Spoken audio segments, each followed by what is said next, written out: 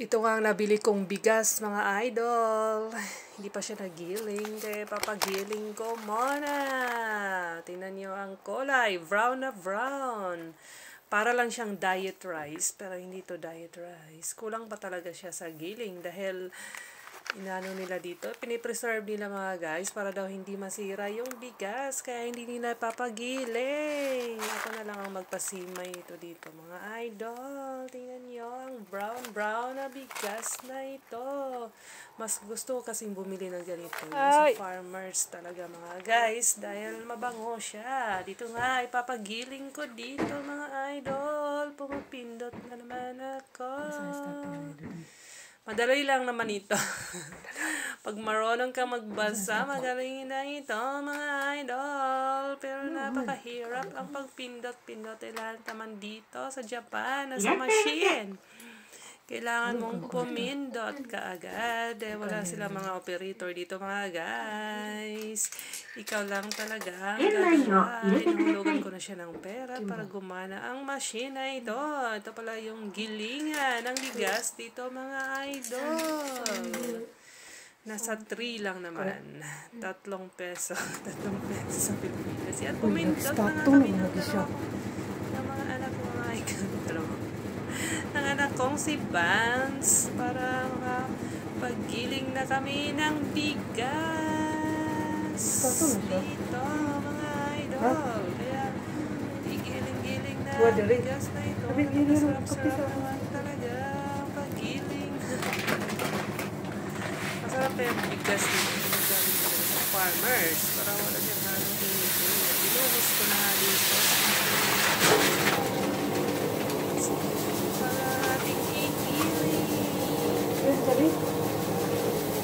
Tapos yan. Anak ko doon kailangan ko. Para yan. Gas na kami sa bahay. My value. Medyo kulay ko. Naggiling na ako ng bigas. Yan, nag-umpisa na yata.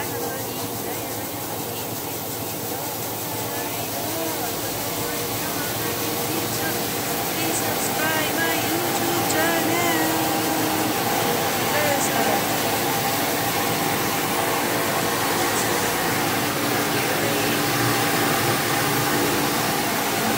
Watching my value.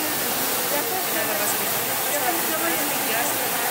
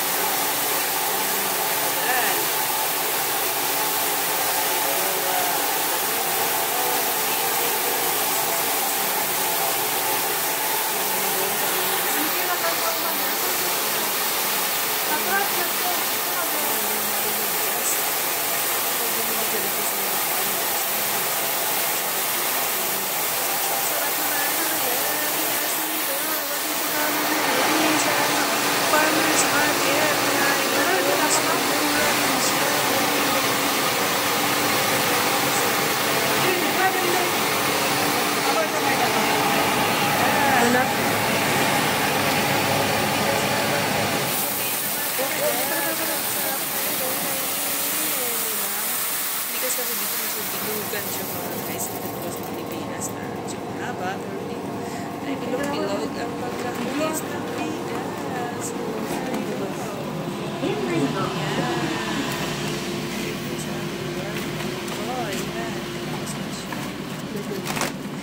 dito ay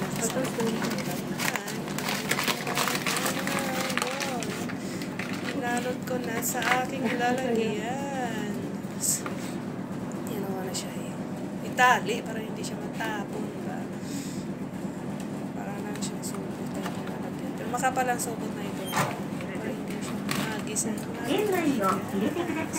Nagkakainin natin sa araw-araw. Di ba wala tayong bigas? Kawawa naman tayo. Magutom tayo. Ay, idol. Ang kailangan natin ang pangalagaan itong machine na ito mga guys. Napakadali lang. Napakadali lang siyang pindutin. Kahit anong pindut mo lang gumagana siya mga idol. Dito mo ibuhos yung bigas. Tapos pupulitan mo doon sa hulog na yun. Maya nahulog na yung bigas mo dyan. So, kilingan mo. Hulugan mo ng pera para gumana siya mga idol. Pero napaka-ingay-ingay ba yung machine na ito paglabas na. Sabi ko na anak, sira mo pintuan. Tapos yung machine, nagsasalita pa rin siya. Yung sa kanya. Sabi ko na, sabihin ko na anak, isira mo yung pintuan dito, mga anak ko. Dito lang na yan sa JA. Oh, may JA siya. Guys, pagilingan yan ng bigas. Ito yung mga, dito nagpapagiling yung mga farmers. Pagkain nila ng bigas ng mga idol. Yung pauwi na kami ng aking anak. Galing kami ng grocery. Namili kami sa araw na ito. 10 kilo ko na bigas. Sobra pa ito isang linggo na pagkain. Namili kami ng pagkain mga guys. Isang linggo na pagkain. Meron pa siya ditong gulay. Mga gulay yun nabili ko sa farmer's market. So, ito rin itlog tsaka kami pangalo sa gulay mga guys. Tinapay. Puro lang naman tinapay. Kakainin natin sa umaga, di ba? Pwede na yan. Sobra na yan. Isang linggo mga idol. Tapos ito yan, pauwi na kami na kaya natin sa GE na yan. Pasok kasi namin kami tapos yun sa okay na siya? Di ba siya istorya? Napakaingay pa niya. Nagsasalita pa siya mga guys. Pinaguro? Pinuksan niya. Sabi ko sa off po yung machine. Napakaingay-ingay niya. Mapalong naguro na dito. Sasalitang mag-isa. Machine na yan. Wala yun. Tingnan namin. Ano siya. Hindi yata siya ma-off. Automatic na yata off. Yan. Pinutin mo yung off. Sabi ko. Di na ka. Marami sila napapagiling dito. Sako-sako. Bibi. Pagiling dito. Kaya rin ka. Pera yan. Parang pana yung machine na yan. Yan mga idol. Wala naman siya pupirito. Wala naman tao. Dali, gawas na. Pera para sa kanitong dito dyan. Diba? Wala namang magnanakaw rito mga guys. Nakawin mo yung buong machine na yan. Mabigat yan. Hindi mo kayang buhatin yan mga guys. Pag ano mo lang dyan ako, hulihin ka na ng pulis yan. Pauwi na nga kami mga idol. Ito yung paligid. Napakaliwalas sa umagang ito. Maganda yung ating weather. Diba? Maganda yung langit at tingnan niyo.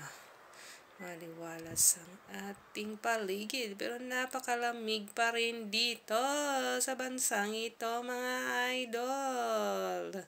Napakatahimik naman. Enjoy watching my video. Bye bye!